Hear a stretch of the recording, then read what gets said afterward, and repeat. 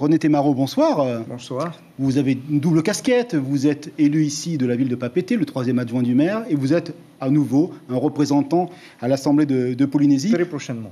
Voilà. Donc jeudi, c'est la session administrative. On va commencer avec ces images qu'on a vues, images de jeunesse. La jeunesse, c'est vraiment un axe fort désormais de la vie politique polynésienne. Oui, effectivement, tout d'abord, je voudrais souhaiter donc une bonne fête de la Pentecôte à l'ensemble de nos concitoyens qui nous regardent. Effectivement, ça fait partie des axes prioritaires. Nos enfants, ce sont les parents de demain. Donc aujourd'hui, on a besoin donc de les accompagner. Donc on ne peut que remercier l'ensemble des acteurs de la Polynésie à travers donc les associations, les instances religieuses qui mettent en place, en œuvre, toutes ces actions qui sont bénéfiques pour nos jeunes d'aujourd'hui. Ils ont besoin d'être accompagnés. Vous parlez d'éducation populaire, on sait que l'éducation civique c'est important. Oui. On sait que ça va être un mandat, le dernier mandat de président pour Édouard Fritch, puisque la loi pour l'instant est ainsi. Oui, est-ce qu'il faut aussi que ce soit un mandat de renouvellement, justement préparé de jeunes générations, des trentenaires, des quadragénaires à la responsabilité publique sur le territoire ? Tout d'abord, c'est l'affaire de tous, qu'importe. Par contre, on a l'impression que les jeunes, ils ont du mal à rentrer dans la vie politique. Les dinosaures sont là. Oui, parce qu'ils sont désintéressés, en fin de compte. J'étais parmi eux à une époque. C'est pas les anciens qui ferment un petit peu la porte en disant... Non, pas forcément. C'est une question de conviction et aussi de vouloir faire avancer des choses. Il faut s'impliquer. Il suffit pas d'être jeune pour se faire valoir donc un droit. Il faut s'investir, il faut avoir des idées, faire des propositions et il faut être sur le terrain. Et combattre aussi, parce que vous avez été le directeur de campagne du Tapura sur cette séquence électorale. Est-ce que la campagne a été difficile ? Édouard Fritch a dit qu'il y a eu des choses qui ne m'ont pas trop plu, de la diffamation. Est-ce que vous avez senti, vous, un élément conflictuel, un peu violent au moins, dans les paroles durant cette campagne ? Alors, je suis en politique depuis 1995 et c'est la règle. Aujourd'hui, ça a changé. Beaucoup changé. Beaucoup changé. En bien, en mal Parfois, je suis un peu surpris, étant donné qu'on est quand même en 2018, et voir des comportements dans des années, je dirais, 2000, ne tient plus sa place aujourd'hui. Et le dénigrement, c'est quelque chose que j'ai perdu de vue, en réalité, parce qu'aujourd'hui, il y a tellement d'attentes de la population, et on se doit aujourd'hui de viser l'attente et de prévenir justement comment faire face à ces attentes. Et aujourd'hui, on a retrouvé d'une manière incohérente des propos diffamatoires, mais... C'est aussi des reproches qu'on vous a fait de faire la campagne un petit peu à la bonne ancienne. On a parlé beaucoup de clientélisme. Est-ce que ça a été surjoué par vos adversaires ?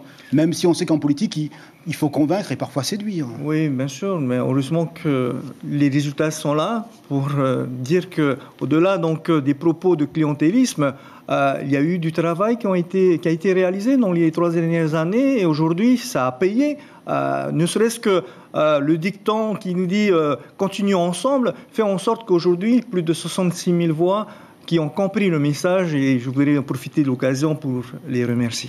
Un dernier mot. Dans 2 ans, désolé, les journalistes sont comme ça, on regarde toujours. Devant, il y a les élections municipales de Papeete, vous êtes le 3e adjoint. Quel rôle vous voulez jouer demain pour la bataille municipale de la ville, de la capitale ? Nous sommes tous derrière notre maire, Michel Billard. Il va se représenter, vous lui dites Michel, vas-y ? Je pense qu'il a encore beaucoup d'atouts pour faire face à ces échanges. Il est là depuis 1995, est-ce que ce n'est pas le moment de passer le relais, comme on dit en athlétisme, vous qui aimez le sport ? On pourrait lui dire ça d'une manière générale, mais dans la réalité, lorsqu'on a encore du poids politique, et on a encore de la conviction, on a encore des idées, et puis c'est une équipe qui est derrière lui, et donc on y est encore accroché à ce qu'il soit encore notre maire pour 2020. Je vous propose, M. Thémaraud, de regarder l'hebdo, un hebdo évidemment qui consacre de larges pages à la vie politique animée cette semaine. Hebdo préparé par Carmen Doum, tout de suite.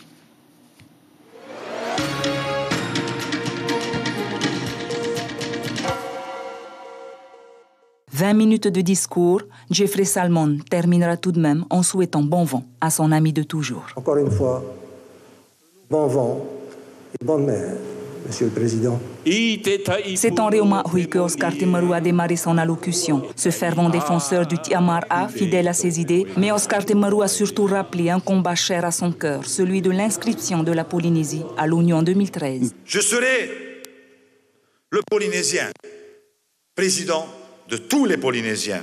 C'est un véritable discours de rassembleur que le président de la Polynésie a voulu mettre en avant, travailler ensemble pour le pays, mais au passage, il a tout de même égratigné ses adversaires.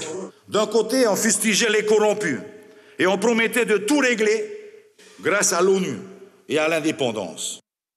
De l'autre, on promettait de tout régler, le chômage, la pauvreté, avec des vieilles recettes, beaucoup de démagogie et naturellement 500 milliards à la clé.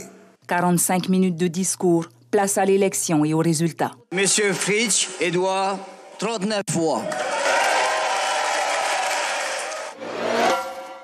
C'est une voix du Tahuera puisque Tavini a fait le plein. Mais dans les rangs du Tahuera, ce n'est pas la même sérénité affichée. Dès la clôture de séance, les élus fuient les caméras, qui, des 11 élus orange, est devenu rouge dès son 2e jour de mandat. La présidente déléguée tente de faire bonne figure et plaide pour l'erreur humaine. Les tickets sont tous des tickets blancs, avec une frappe d'encre noire, donc voilà. Édouard Fritsch, fort d'une majorité à 38, n'avait pas besoin de cette 39e voix. La question est de savoir qui avait intérêt à se rapprocher du Tapura. Les jours à venir promettent de nouvelles surprises à l'Assemblée, avec de probables modifications des groupes politiques. Ce que je tire de cette campagne et de ce nouveau mandat, c'est une grande famille réconciliée autour d'Édouard Fritsch. Et dans la famille autonomiste, du côté du Tahuera, on savait que Teura Iriti n'avait aucune chance, mais aujourd'hui à l'Assemblée, personne n'a prononcé le mot adversaire. L'autorité de la concurrence, qui prend pour mesure le salaire moyen, indique qu'en 3 ans, le prix d'un billet Papeete-Paris est passé de 2,2 semaines de salaire moyen à 3 semaines. Des tarifs élevés expliqués par le yield management traduisaient l'optimisation du rendement. En clair, moins les compagnies ont de sièges à proposer, plus c'est cher. Ainsi, par exemple, lorsque la demande est forte de la part des consommateurs, comme en haute saison, l'offre en sièges tend à se raréfier, permettant la pratique des prix plus élevés. Et l'on comprend un peu mieux pourquoi l'arrivée de French Bee, qui augmente le nombre de sièges, fait baisser de façon substantielle les tarifs. Une offre qui devrait d'ailleurs s'étoffer un peu plus encore avec la desserte de United Airlines prévue en fin d'année. Voilà l'hebdo. René Téméaro, on vient de finir sur un sujet économique, le tourisme. Est-ce que Papeete a vraiment une culture pour l'accueil touristique? Parce que souvent, les gens disent qu'il manque de la signalisation, de la lumière, des animations le soir, ou il y a encore des efforts à faire? Alors, je dirais plutôt, si on doit regarder lors de notre première mandature en 1995, l'effort considérable qui a été effectué par l'équipe actuelle fait qu'aujourd'hui, il n'y a pas un jour, nous ne mettons pas en œuvre des situations à laquelle on doit répondre. Nous attendons donc des administrés, des touristes, et en collaboration, en étroite collaboration avec le pays, évidemment, qu'on peut mettre en œuvre ensemble, car il y a du domaine privé, public, communal. Donc, mais qu'est-ce qu'il faut mieux faire alors vous qui êtes adjoint ici à la ville de Papeete, M. Fritsch annonce peut-être 500 000 touristes, en tout cas une évolution importante du chiffre. Qu'est-ce qu'il faut mieux faire? Ou tout va bien? Non, tous les jours, il y a toujours quelque chose à faire. Et nous avons aujourd'hui, nous sommes en travaux actuellement depuis quelques temps déjà. Nous mettons sur le front de mer, nous mettons tout un pont de programme avec le pays, avec le port autonome pour faire face justement. Il y a des choses qui arrivent facilement à entreprendre. Il y a des choses, il faut faire face aussi donc à des acteurs du privé que là aussi on essaie de les bousculer un peu, de leur dire ravalez vos façades, mettez donc de la couleur. Ce qui veut dire que tout le monde n'a pas compris l'importance du tourisme comme secteur clé? Peut-être il y a quelques-uns encore qui sont un peu réticents, je dirais tout simplement, mais on essaie de faire avec l'équipe municipale que nous avons actuellement, auprès donc du GIE, auprès du ministre Mme Bhutto, mettre en œuvre tout un panel donc d'options touristiques pour mieux les accueillir dans notre chère capitale. On l'a vu dans le résumé de la semaine, 39 c'est un chiffre qui a beaucoup fait parler, oui. 39 c'est le nombre de voix obtenues par Édouard Fritsch, donc une voix orange est venue chez les Rouges. Alors cette voix-là, providentielle ou ça annonce des arrivées dans le groupe Tapura cette semaine? Je dirais que la bonne parole a fait son effet. C'est peut-être parce que c'est la semaine sainte. Le côté ensorceleur de M. Fritsch, comme disait M. Donc, évidemment, on ne peut que se satisfaire de voir un tel geste, un moment crucial. C'est un geste, c'est pas un calcul. Vous le voyez comme un élément. Non, je pense que c'est un geste fort qui nous est donc adressé au président M. Édouard Fritsch. Et comme il l'a dit, souligné, donc je prends qu'un appel à travailler ensemble. En fait, continuer ensemble, c'est aussi aujourd'hui baisser tous les drapeaux et se dire aujourd'hui nous sommes élus à l'Assemblée de la Polynésie française, nous avons en face de nous nos électeurs, notre avenir, et on se doit aujourd'hui de travailler avec le gouvernement. Mercredi, je crois savoir que vous avez une réunion de groupe. Est-ce que s'il y a des oranges qui viennent frapper à la porte, vous serez d'accord pour dire venez chez nous? La porte est grande ouverte, le président l'a déjà dit. C'est la place de tout le monde. C'est partagé par le groupe, ce sentiment-là. Vous savez, on ne peut que travailler tous ensemble pour pouvoir réussir demain. On peut se pardonner. Oui. Et travailler ensemble, il n'y a pas de rancune. La Polynésie appartient aux Polynésiens avant tout. Ce n'est pas une question de couleur, ni de parti politique. Le président a dit aujourd'hui, ça y est, les élections sont terminées, travaillons ensemble. Alors mercredi, ça sera, je crois, une première ici. Le président va annoncer son gouvernement devant l'ensemble des élus de l'Assemblée de Polynésie. Un ministère, vous avez été ministre et vous vous êtes sacrifié pour l'équilibre politique à l'Assemblée en 2015. Est-ce que vous postulez une responsabilité ministérielle ?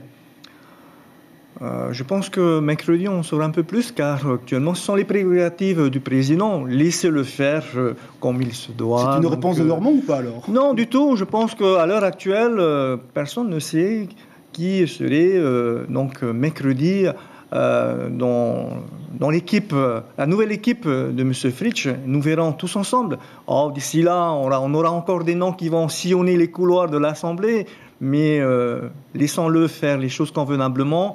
Et ce sont ses prérogatives. Et ces prérogatives vont en fait renforcer le choix des annonces faites pendant les élections, à savoir donc les priorisations et les thématiques familiaux qui sont aussi très importants pour ces 5 ans à venir. Merci beaucoup d'avoir répondu à notre invitation. Je vous en prie.